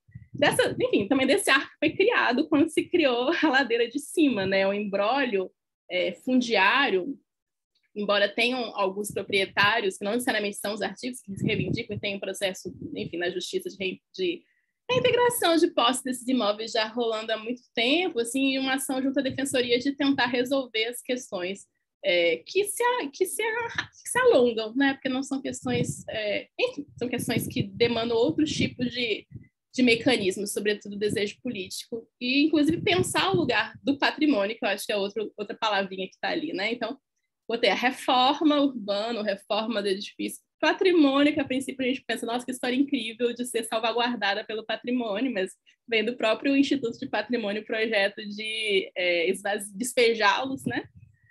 Processo de gentrificação em curso nos centros históricos, né? O centro histórico em si, como um território extremamente minado, assim, né? A questão da regularização desses imóveis, que não são exclusivamente habitação, alguns deles são exclusivamente oficina, então é um estágio de trabalho, isso gera mais outros nós aí difíceis de solucionar. 100% trabalhadores, né, negros, né, herdeiros de um trabalho, né, que está posto desde o século XIX, um trabalho vinculado aos ofícios negros do século XIX, né, tirá-los todos para abrir residências artísticas, assim, não tem como dissociar de um processo de branqueamento desse território também. E aí uma das grandes justificativas, para além da transformação nas residências artísticas, era a necessidade de obras de infraestrutura de sustento, de reforço à estrutura da ladeira de cima, né? Então, novamente, as obras de infraestrutura como sendo um grande argumento, um lugar de atenção, né? E aí, como é que isso se integraria com uma lógica de economia criativa e de corredor cultural, enfim, voltado para o turismo que estava sendo estabelecido ali também no centro de Salvador. Pode passar o próximo, Sara. Uma boa notícia é que esse processo, então, foi retardado durante muito tempo. Em 2019, todo mundo leva um susto, porque a prefeitura anuncia que o IFAM doou o projeto para a prefeitura e que a prefeitura ia arcar, porque aí o Pacto Histórico já tinha acabado, a prefeitura ia arcar com as obras dessa requalificação, fazia parte de um dos projetos estruturantes para a requalificação do centro. E aí começa retoma-se o embate, então, junto com a Defensoria Pública, da prefeitura aceitar a construção, a assinatura de um TAC, né, que resguardaria, né, os artífices de que após as obras eles poderiam retornar. Eles conseguem retornar, né, eles estão hoje nas oficinas, mas com a questão da regularização ainda não resolvida, assim, né? Então, isso é uma vitória porque eles conseguiram voltar. Eu tenho várias críticas ao projeto em cima, né? Não tem o caso. Não é um projeto feito para trabalhadores oficiais mecânicos, né? Isso é um projeto idealizado para oficina, para residências artísticas. Então, tem uma dimensão mesmo material desse projeto que eu acho complicada, né? Mas os artífices também ficaram bem... eles queriam a reforma porque era uma estrutura que, apesar de sobreviver no tempo, né? Era uma estrutura que também tinha muitas precariedades, né? Eu, particularmente, acho que demandaria um estudo arqueológico desses espaços mais do que uma intervenção de restauro feita, enfim, com materiais inapropriados. Mas aí é uma outra conversa para projeto de arquitetura, que não é o caso aqui. Mas é isso. Então, assim, eu fico pensando em terminar com os artigos, porque eu acho que eles apontam para mim nessa perspectiva de tentar sonhar permanências e continuidades, sabe? Precárias, provisórias, assim, sem garantias, mas eu acho que, para mim, é um processo que, enfim, ajuda a criar esperanças de resistências diante de tanta terra arrasada que a gente vê por aí, né? Sara, tem mais outros dois, mas acho que não precisa passar, porque era só meio um resumo de tudo e eu acho que a gente já consegue mais tempos. Era só um esquema, gente, ver com toda essa lista, então, lista de demandas da nossa agenda da Direito à Cidade, Reforma Urbana, e essa lista de tarefas, de chaves, de coisas para resolver, elas não se resolvem sem esse movimento de cruzamento e de, enfim, idas e voltas. E aí uma tentativa de pensar, então, aquela seleção de direitos que asseguram a liberdade e a vida lá no início, que poderia ser infinita, como é preciso pensá-las articulado com ideias de justiça, ideias de reparação, ideias de reconhecimentos, ideias de redistribuições, de desautorizações, de destituições, né? A gente fala muito das despossessões, a gente precisa, destituir, despossuir, isso, despossuir, fica esquisito, destituir outros que não os pobres pretos de sempre, enfim, e disputar em um mundo de coisas, né? Como é que a gente transforma essas questões em operadoras, né, de cidades mais democráticas, justas, igualitárias. É um grande desafio aí para os nossos próximos gestores, já que a gente está nessa beirinha das eleições. Acabou, gente. É isso que eu tinha pensado em compartilhar com vocês hoje. Maravilha, Gaia. Poxa, como o pessoal disse aqui no chat, a aula foi linda. Estavam até recomendando no grupo de WhatsApp da gente, quem não pôde estar, que assistisse a gravação, porque foi lindo. Não tô brincando, foi lindo de ver, e a partir da tua narrativa, que é bonita e é profunda e é potente, de como o processo de produção das nossas cidades esteve profundamente imbricado com violências, com exclusões, com a desigualdade, mas que, apesar disso, existem brechas de esperança para a gente renovar a nossa luta e nosso fazer político, né? Então, é muito bacana. E eu não conhecia essa história dos artífices, então, nossa, muito bonita a história de luta também deles. E é isso, né, gente? A gente está aí encontrando os caminhos para a gente conseguir ressignificar nossas cidades, encontrar cidades justas, inclusivas, democráticas, populares, né? Muito bacana, Gaia. Muito obrigado. E aí, eu sei que vocês têm aí, vão ter 1000 perguntas para Gaia, mas eu queria, antes da gente partir e também dar um fôlego para ela poder respirar, tomar uma água, eu queria pensar como vocês podem conversar um pouquinho entre si sobre como o que ela trouxe a partir da produção das cidades, a partir da dimensão da exclusão e da segregação racial, a partir de um olhar do lugar de gênero, e aí dos vários gêneros, mas principalmente da exclusão das mulheres, do processo de decisão e produção das cidades e aproveitamento dos espaços das cidades também. Queria que vocês conversassem um pouquinho entre vocês sobre isso, para vocês aproveitarem mais essa oportunidade, para conhecerem mais galera aqui do curso e compartilhar um pouco a experiência de vocês, tá? Então, vou dividir vocês em grupinhos para vocês terem aí uns 15 minutinhos para conversar entre vocês, beleza?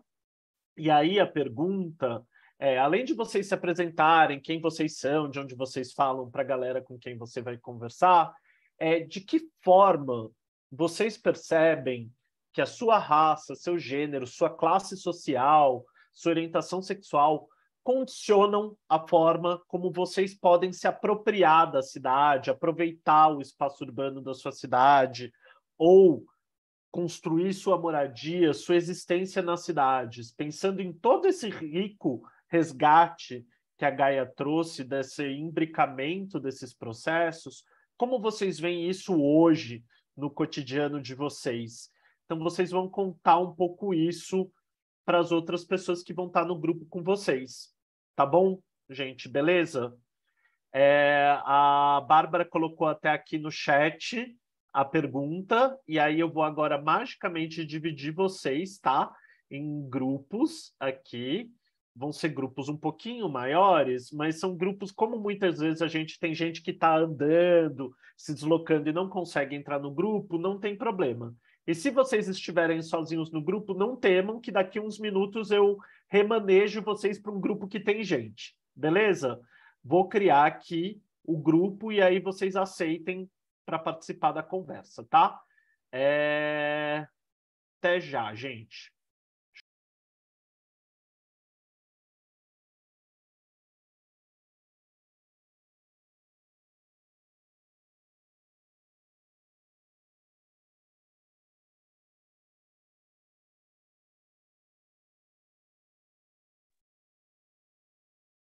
Estou aqui já encerrando a sala, gente. Aí tá na contagem regressiva dos 50 segundos aqui, que o Zoom dá de lambuja pra galera.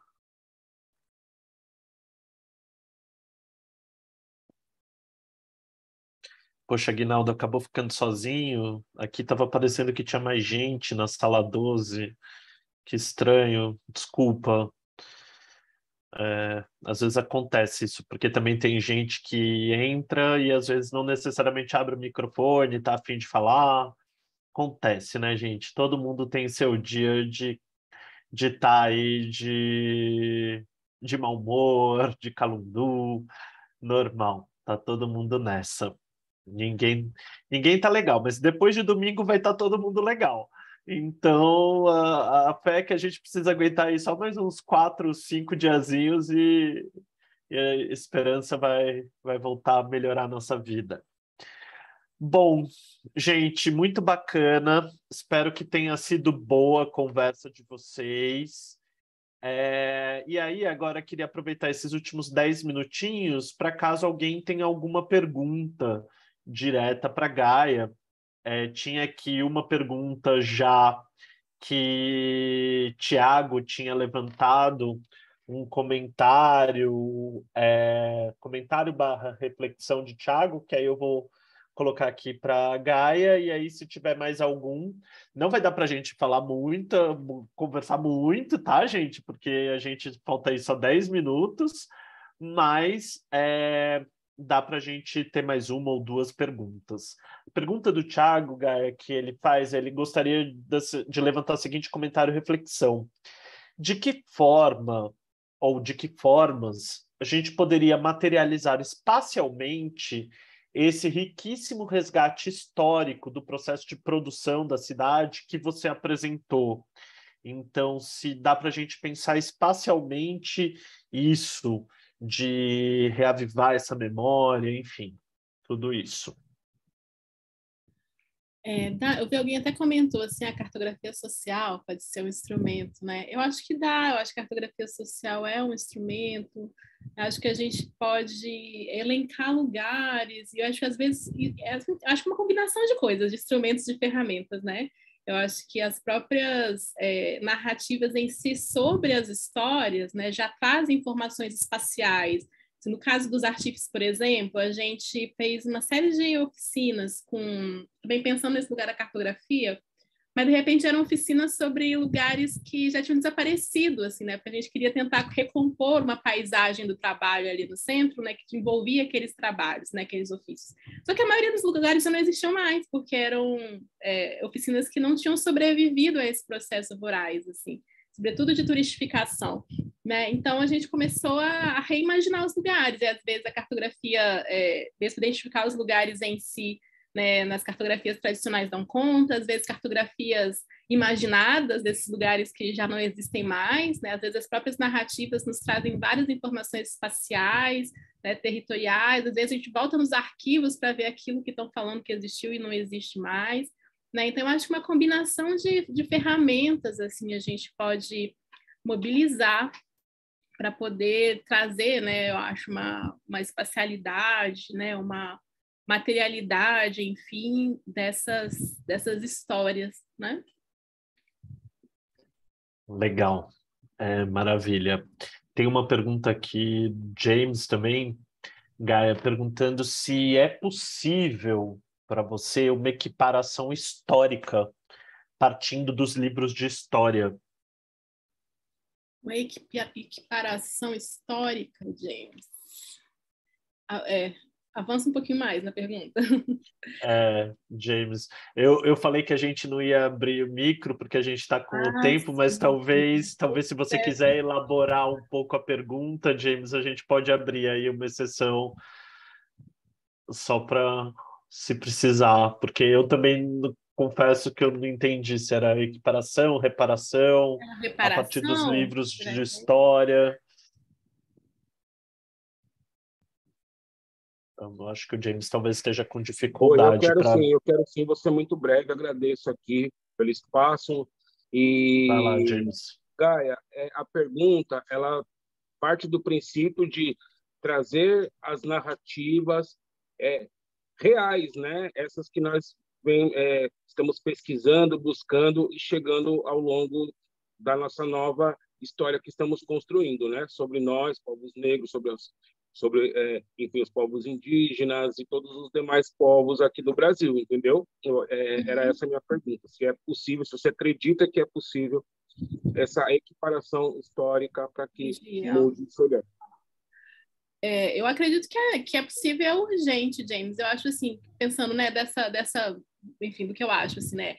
Os livros de história têm uma versão da história, né? Ela não é totalmente mentira, digamos assim, mas também não dá conta de todas as camadas dessa disputa de narrativas, sabe? Então, assim, eu tenho achado muito importante a gente pensar nessa combinação de fontes, de registros, mas entendendo também quando esse movimento, né, assim, demanda também uma ação de reparação ou de destituição, né, de uma certa ideia de verdade construída. Então, eu acho que sim, assim, e também entendendo que as histórias contadas e transmitidas, elas também não têm um estatuto de verdade absoluta, né, e elas também estão, né, afetadas por uma série de coisas, né. Então, eu acho, assim, se a gente pensa essas histórias em relação, sabe, a gente pluraliza, né, as origens das fontes, das informações, a gente consegue construir um quadro mais diverso, né, dessas várias versões das histórias, né, espaciais, das histórias das nossas cidades, das histórias pelas disputas de terras, enfim. Maravilha. James, obrigado pela pergunta, obrigado por também ter sido super sintético. Maravilha. Eu Às acho que vezes a outra gente coisa que o Thiago tinha, da fala do Thiago que eu esqueci, assim, eu acho que eu acho uma outra coisa talvez interessante, assim, Thiago, por exemplo, nesse trabalho de repensar com os artífices, onde o que a gente entendia como território do trabalho, também como é que essas narrativas nos ajudam a ir reconfigurando, tipo, zonas, sabe, delimitando percursos, né, e eu acho que pensando, por exemplo, no caso, né, das disputas com o campo do patrimônio, né? Eu acho que essas narrativas, elas mesmo que falem de lugares que já não existem mais, pensando na relevância desses lugares para a história da cidade, para a história das permanências, ou então pela reversão, né, dos apagamentos, se não na reconstrução material das coisas não faz sentido, mas enquanto significado espacial, sabe, de memória territorial, assim, de várias dessas narrativas, histórias e, enfim, experiências de vida que foram também eliminadas com o tempo. Então, eu acho que assim, eu acho que essas histórias podem, né, e muitas delas devem ganhar, né, uma correspondência espacial e como é que elas se articulam também com como a sociedade civil, enfim, quer, deseja ou pretende, né, enfim, disputar, conquistar, reverter determinados processos. No caso, por exemplo, dos artífices, a gente voltou nos almanaques do século XIX que atestavam que mesmo antes dos arcos já existiam as oficinas, né? Porque tinham lá endereço, Ladeira da Conceição, número tal, sapateiro, né? Que com o intuito de juntar um conjunto significativo de informações, então, assim, caso os artífices decidissem por entrar com um processo de patrimonialização de registro, coisa que eles até hoje também não têm muita certeza de que é um caminho, uma aposta.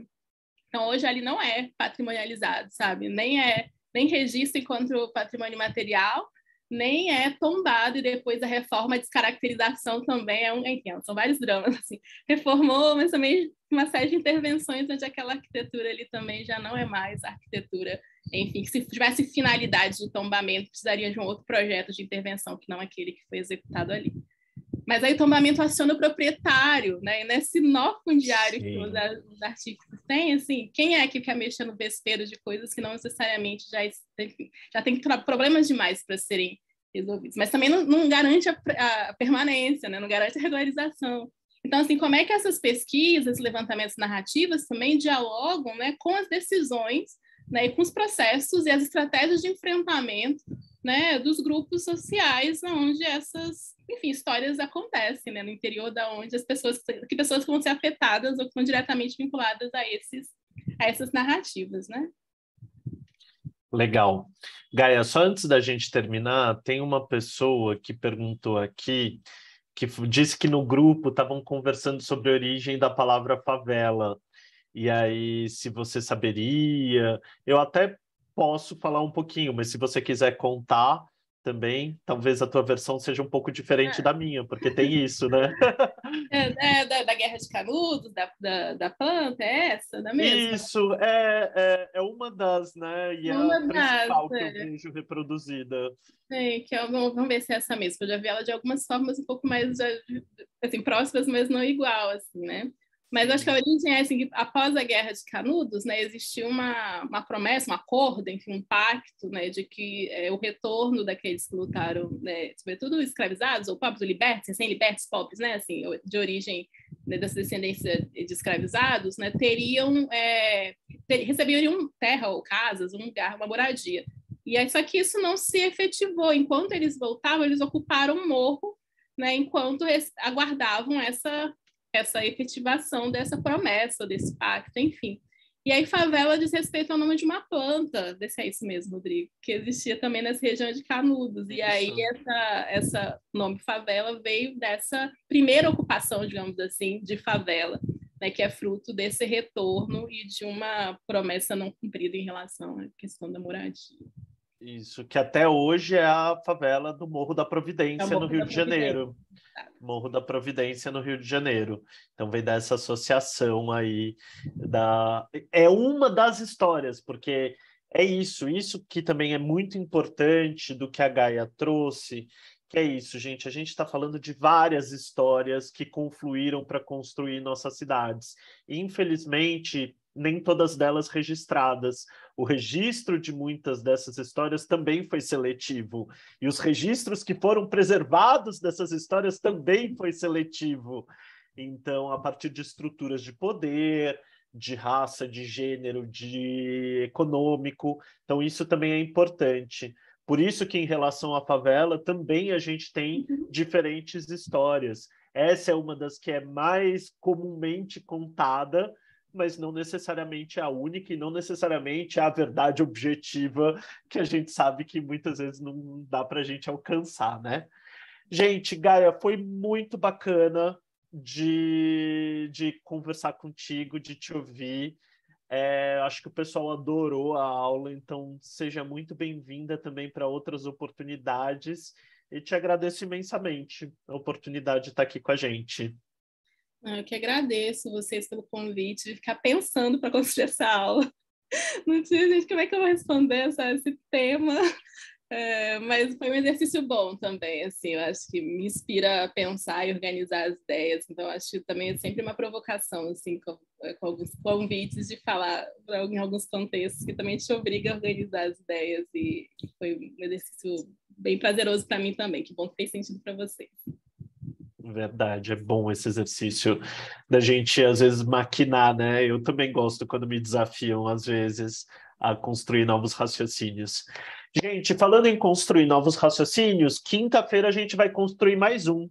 Então, fiquem aí ligados com a gente, que na quinta estamos de volta, falando sobre conflitos fundiários.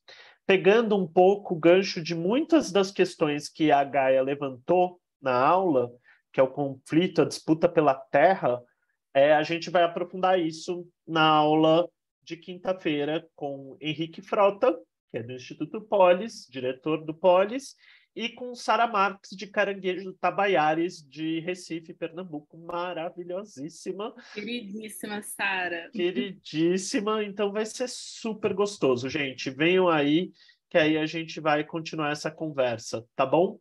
Então, gente, beijos e até quinta-feira. Tchau, gente. Bom curso para vocês. Tchau, gente. Valeu, Gaia. Obrigado.